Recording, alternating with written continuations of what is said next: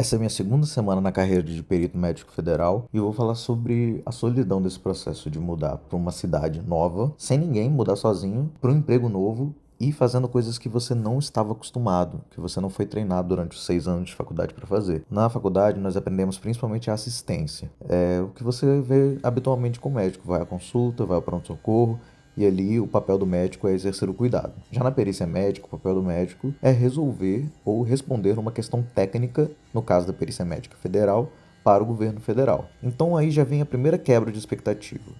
Você quer passar pelo médico assistente, mas não quer passar pelo médico perito. Eu vim trabalhar numa cidade que eu não conheço, com gente que não quer ser atendida por mim. Às vezes é fácil de agradar a gente, né? Comprei porque é transparente. Por isso. Tem a trave, as alturas e o visual mostrando a porcentagem da bateria e tal. Aí eu comprei, porque eu achei precisava, porque eu escolhi essa, porque é transparente. Na perícia médica, o abandono do papel da assistência é bem estranho. Nós não podemos mudar os tratamentos quando vemos algo errado, e inclusive somos proibidos disso. Nosso papel é responder uma dúvida para o Estado. Então, o médico assistente é aquele que você quer encontrar, e o médico perito é aquele que você não quer encontrar. As pessoas acreditam, seja por má influência, seja por serem leigas, seja por experiências prévias ruins com peritos ruins, que você recebe para poder negar benefícios ou falar que elas não estão inaptas ao trabalho, quando na verdade não tem nada disso. Então eu me mudei para uma cidade que eu não conheço, sozinho, para ter um emprego em que as pessoas, via de regra, não gostam de você.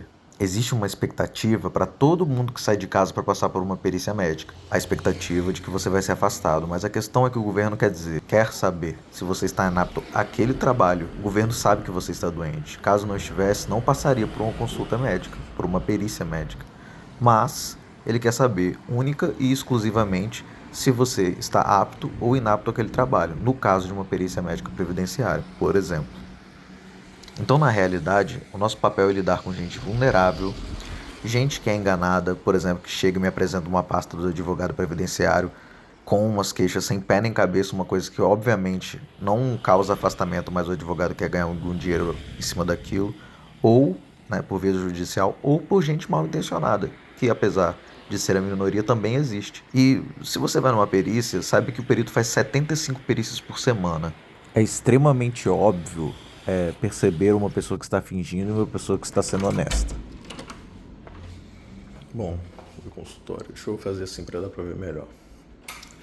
Tem a maca, os rolos de papel para trocar por perícia, né? Lixeira, saída de porta de emergência aqui, caso aconteça alguma coisa aqui dentro. Uma balança analógica, meu computador com 2 monitores, mais a lixeira aqui, ar-condicionado novinho, tá ótimo. Aqui meus 2 monitores, né? Pia para lavar a mão, papel, negatoscópio que ninguém usa mais. Aí aqui eu tenho uma coisa, tem os materiais de escritório, isso aqui é material médico meu, coisa de escritório. E aqui dentro tem material médico, caso eu não queira usar o meu. Tem, por exemplo, touca e gorro ali, caso precise. Aí aqui martelo, esteto, esfigmo, luva, máscara, os envelopes, caso eu peça alguma coisa. Fita métrica, muito importante. E aí uma coisa que a galera acha que é zoeira, mas é que tem aqui, ó. Tem um botão do pânico aqui, ó. Tá vendo? É um botão. É um botão sobre. Que se eu clicar, os guarda-brota tudo aqui dentro do consultório. Muito doido, né? Fica perto da minha perna esquerda, um dia eu vou acabar chutando. E aí no governo tudo eu tenho que autenticar que sou eu que estou mexendo. Por exemplo, aqui tem que entrar para a rede da intranet, eu tenho que fazer login, tudo tem que provar que sou eu. E tem um token físico que eu vou pegar ali depois, que é um pendrive, que ele também é um certificado de que quem está usando o computador sou eu. Eu plugo aqui e ele passa a certificar as coisas falando que sou eu que estou mexendo mesmo no computador. E aqui é a minha página inicial para poder se chamar, minha sala é 25, o nome da pessoa, hora que ela chegou, hora que está agendado para ela ser periciada. Aí quando eu chamo, começa um cronômetro aqui, porque a gente tem um tempo que tem que ser mandado para o sistema da média do tempo que a gente demora para fazer as perícias. Então aparece um cronômetro bem aqui, falando tanto tempo e tal, você tem que chamar e no final tem que encerrar o cronômetro para poder chamar a próxima pessoa. Eu dizia que o perito faz 75 perícias por semana. E eu também fui monitor de semiologia por 3 anos. Não, você não vai ter uma ideia nova, você não vai conseguir fingir de um jeito novo. Existem diretrizes gigantes com muitas páginas mostrando como é o exame físico e o exame pericial. A pessoa que vai mal intencionada fica muito óbvio que ela está fingindo, seja porque ela teve essa ideia sozinha, seja porque ela foi mal influenciada por outra pessoa.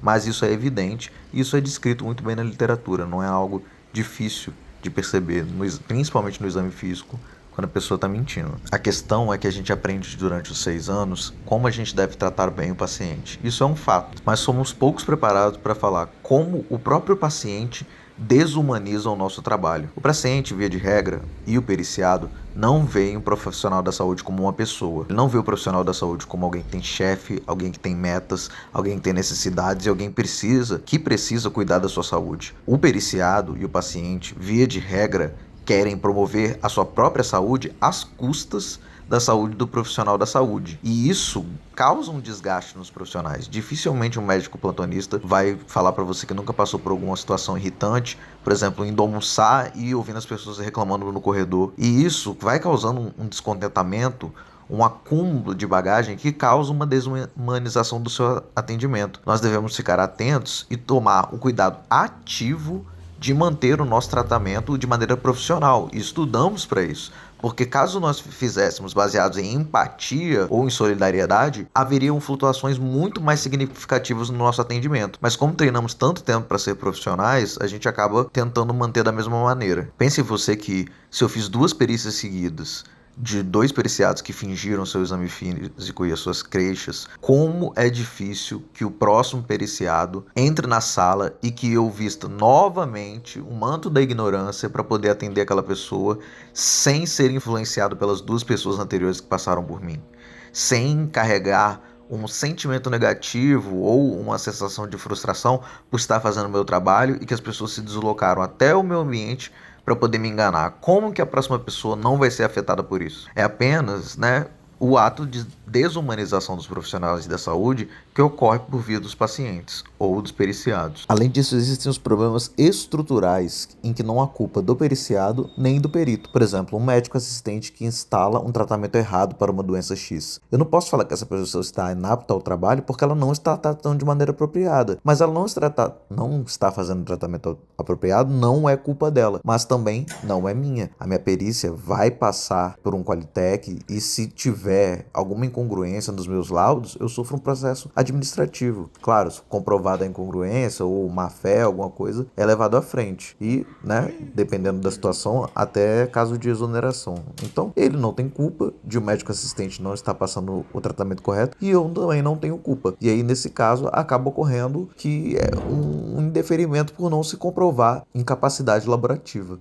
Como vocês acham que eu me sinto vendo uma pessoa recebendo um tratamento inapropriado, sofrendo e eu não poder falar nada, não poder orientar nada, no máximo falar, às vezes, um toque indireto? Olha, você poderia procurar outro médico, uma segunda opinião a respeito disso.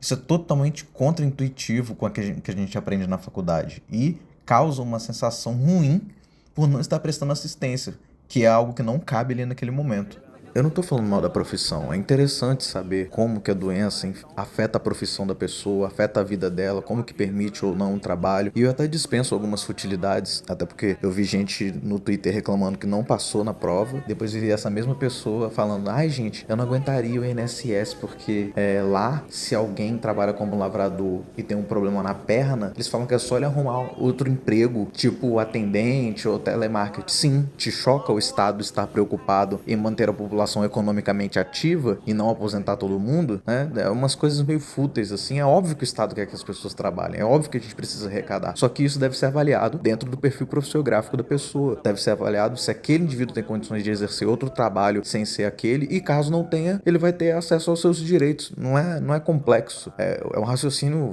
acho que fácil de entender. A minha questão mais é que eu vim numa cidade que eu não conheço para poder trabalhar com gente que eu não conheço, vim sozinho e para trabalhar num serviço que, via de regra, as pessoas que vão passar por mim, pelo meu serviço, já chegam com uma impressão negativa e não queriam estar ali e não gostam de mim, sendo que eu fazendo bom ou mau atendimento, né? Aí eu ainda tenho que ouvir às vezes: nossa, gostei muito da sua perícia porque da última vez nem olharam direito a minha doença e tal. E isso independe do resultado que aquela perícia tem, mas você percebe que a pessoa carrega uma bagagem prévia que às vezes não é só preconceito, ela tem um conceito por ter passado por um profissional ruim antes. Isso é... Enfim, eu não pensei na conclusão porque eu não fiz um roteiro, porque eu estou enrolando para poder cozinhar, mas provavelmente vai vir outro episódio mais pra frente, falando de novo sobre a carreira e sobre outros aspectos e questões.